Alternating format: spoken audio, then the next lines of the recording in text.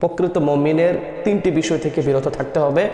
আল্লাহ রাব্বুল আলামিন বলেন, ইয়া আইয়ুহাল্লাযীনা আমানু ইজতানিবু কাসীরাম মিনাজ-যন্নি ইন্না বা'দাজ-যন্নি ইসমু ওয়া লা তাজাসসাসু ওয়া লা ইয়াগতাব বা'দুকুম বা'দা আইয়ুহিব্বু আহাদুকুম আন ইয়াকুলা লাহমা আখিহি মাইতান ফাকারিহতুমু ওয়াত্তাকুল্লাহা ইন্নাল্লাহা তাওয়াবুর রহিম। উক্ত আয়াতে আল্লাহ রাব্বুল আলামিন মুমিনদেরকে তিনটি বিষয় থেকে বিরত থাকার জন্য নির্দেশ প্রদান করেছেন। 1 নম্বর আল্লাহ বলেন অধিক পরিমাণ ধারণা থেকে বেঁচে থাকো। 2 নম্বর আল্লাহ বলেন তোমরা অন্যের দোষ গোয়েন্দাগিরি করো না। 3 নম্বর আল্লাহ বলেন তোমরা গীবত করো না।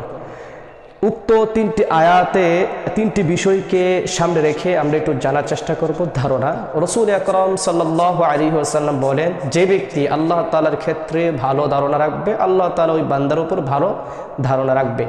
আর যে ব্যক্তি আল্লাহ রাব্বুল আলামিনের ক্ষেত্রে খারাপ ধারণা প্রদান করবে, আল্লাহ রাব্বুল আলামিন তাকেও খারাপ ধারণার অনুযায়ী রাখবে। আর যদি আল্লাহ তাআলা আমাদেরকে খারাপ ধারণা অনুযায়ী রাখে, তাহলে আমাদের তো জাহান্নাম ছাড়া কোনো গতি দেখি না।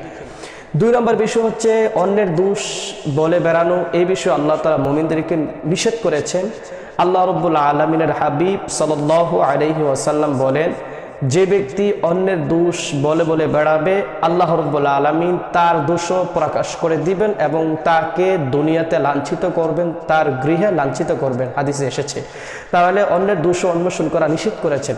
3 নম্বর হচ্ছে গীবত করা। রাসূলুল্লাহ সাল্লাল্লাহু আলাইহি ওয়াসাল্লাম যখন মেরাজে গিয়েছিলেন, মেরাজে যাওয়ার পর অনেক কিছু দেখার পরে রাসূল সাল্লাল্লাহু আলাইহি ওয়াসাল্লাম কিছু লোকের সামনে গেলেন, গিয়ে দেখলেন কিছু লোকদের আঙ্গুলের নখ তামার মতন এবং তারা এই নখ দ্বারা তাদের চেহারা, তাদের গোশত আঁচড়াচ্ছিলেন। রাসূলুল্লাহ সাল্লাল্লাহু আলাইহি ওয়াসাল্লাম এই অবস্থা দেখে জিবরাইলকে জিজ্ঞেস করলেন, হ্যাঁ জিবরাইল, তারা কারা? তাদের নখ দিয়ে তারা চেহারা এবং গোশত আঁচড়াচ্ছেন। হযরত জিবরাইল আলাইহিস সালাম প্রশ্ন উত্তরে বললেন, ইয়া রাসূলুল্লাহ, তারা হচ্ছে ওই ব্যক্তি যারা দুনিয়াতে থাকাকালীন মানুষের গীবত করত, মানুষের দোষ অন্বেষণ করত।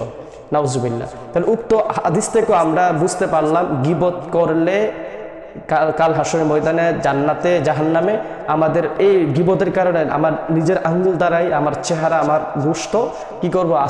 আশ্রাতে হবে, যা রাসূলুল্লাহ সাল্লাল্লাহু আলাইহি ওয়াসাল্লাম স্বচক্ষে দেখেছেন। উচ্চ এই বিষয়ের গীবত সম্পর্কে আল্লাহ তাআলা বলেন, আইয়ুহিব্বু আহাদুকুম আইয়াকুলা লাহমা আখিহি মাইতান ফাকারিহতুমু। যে ব্যক্তি গীবত করবে, স্পেসিফিক ভাবে আল্লাহ তাআলা গীবতটাকে উল্লেখ করেছেন যে গীবত করবে সে যেন তার মৃত্যু ভাইয়ের গোশত ভক্ষণ করলো, অথচ তা মুমিনরা কখনোই পছন্দ করে না। হাদিসে আসছে আম্মা জান আয়েশা থেকে, যদি কোনো ব্যক্তি গীবত করে সে যেন তার মৃত ভাইয়ের গোশত ভক্ষণ করে। তাহলে আমরা গীবত থেকে বেঁচে থাকতে হবে।